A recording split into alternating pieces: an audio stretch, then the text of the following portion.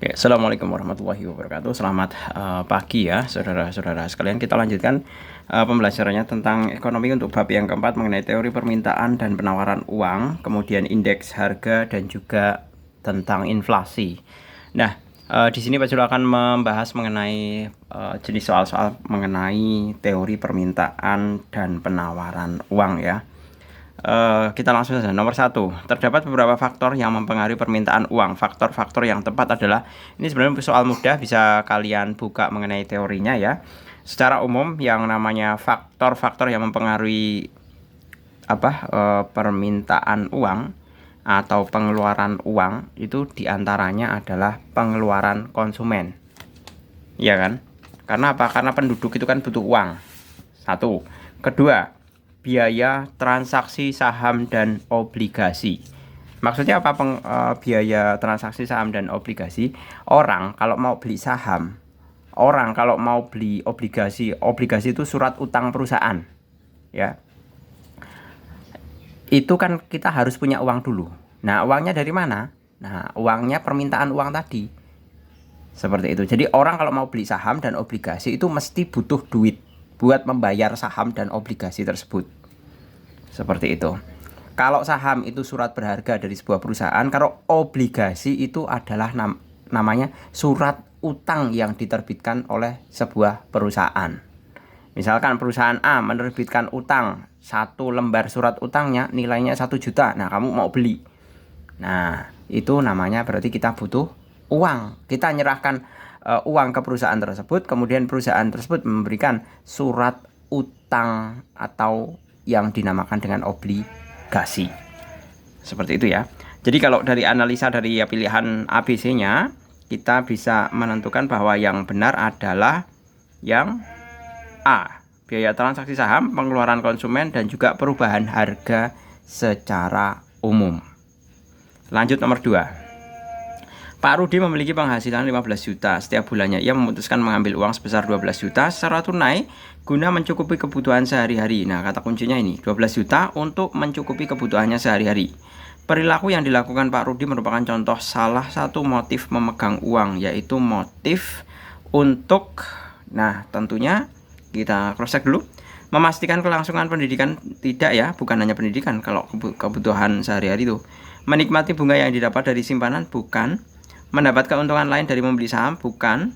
Memastikan jaminan hari tuanya, bukan. Melakukan transaksi. Nah, inilah yang benar jawabannya. Jadi orang pegang uang cash ya, itu pada intinya adalah untuk membayar berbagai macam transaksi. Kemudian ketiga, pada hakikatnya penawaran uang adalah jumlah uang yang kita cross check ya, dipengaruhi oleh adanya perubahan harga secara umum, bukan ya. Kalau ini permintaan, kemudian dipengaruhi oleh perubahan kekayaan seorang, itu juga bukan ya. Kemudian yang C, diinginkan sebagai penyimpan nilai kekayaan, itu juga bukan. Tersedia dalam suatu perekonomian. Nah, ini yang benar ya. Jadi penawaran uang itu hakikat dari penawaran uang adalah jumlah uang yang tersedia dalam sebuah perekonomian. Itu hakikatnya. Jadi kegiatan perekonomian kan banyak sekali, ada produksi, konsumsi, dan juga produksi. Nah, semua proses itu kan membutuhkan uang.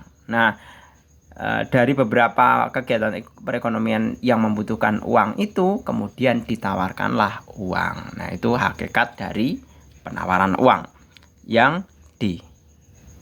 Jadi kalau penawaran itu kan ada yang menawarkan uang, tentunya kan bank. Nah, kemudian ada yang membutuhkan uang. Nah, yang membutuhkan uang adalah kegiatan perekonomian. Seperti itu. Jadi jawabannya yang D ya. Kemudian nomor 4, salah satu faktor yang mempengaruhi keputusan Bank Indonesia dalam mengatur penawaran uang. Bank Indonesia dalam mengatur penawaran uang. Kita coba identifikasi masalah. Ini keywordnya di bagian Bank Indonesia ya, keputusan Bank Indonesia. Keinginan masyarakat untuk menabung, bukan. Biaya transaksi saham dan obligasi juga bukan, perubahan harga secara umum juga bukan, pengeluaran konsumen juga bukan. Ini ditinjau dari segi Bank Indonesia loh ya. Yang lebih tepat adalah tingkat suku bunga. Ya.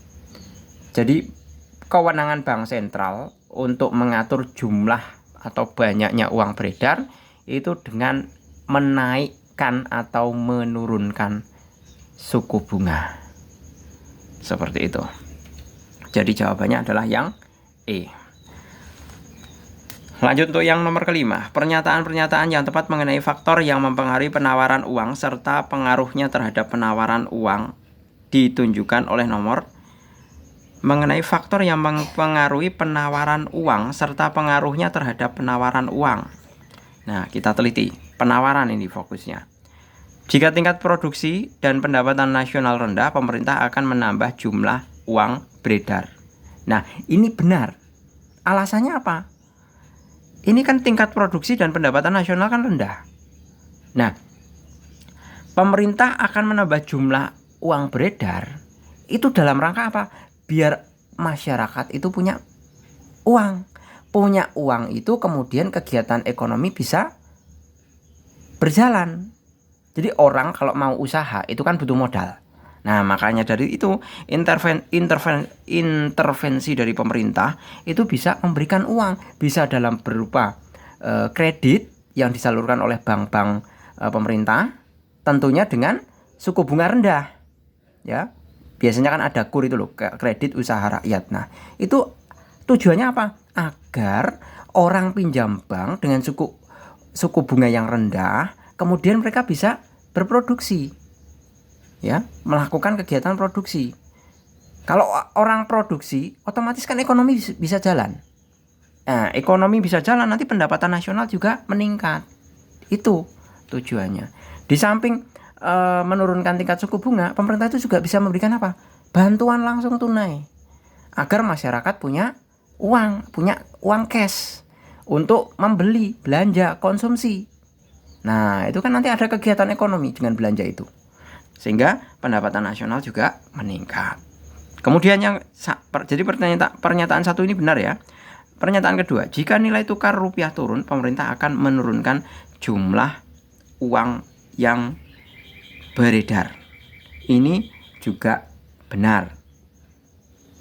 Ya.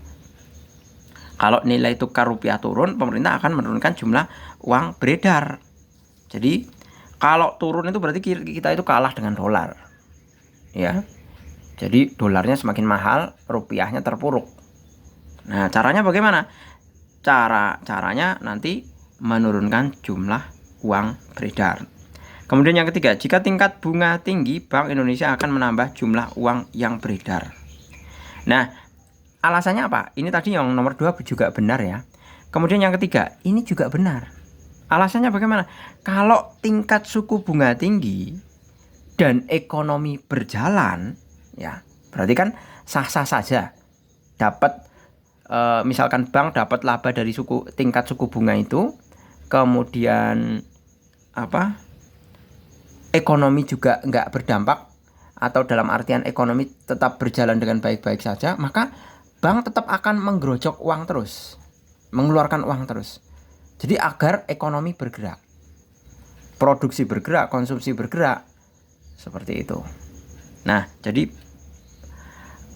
asumsi menambah jumlah uang yang beredar ini dengan asumsi bahwa ekonomi itu tetap jalan walaupun tingkat suku bunga tinggi. Nah, ini nanti luas-luas saja. Misalkan ekonomi lesu, ekonominya lesu, maka suku bunganya akan mengikuti, akan diturunkan. Jadi gini, kalau suku bunga tinggi, ekonomi jalan, itu nanti pasti bank nambah uang terus keluar, disalurkan terus.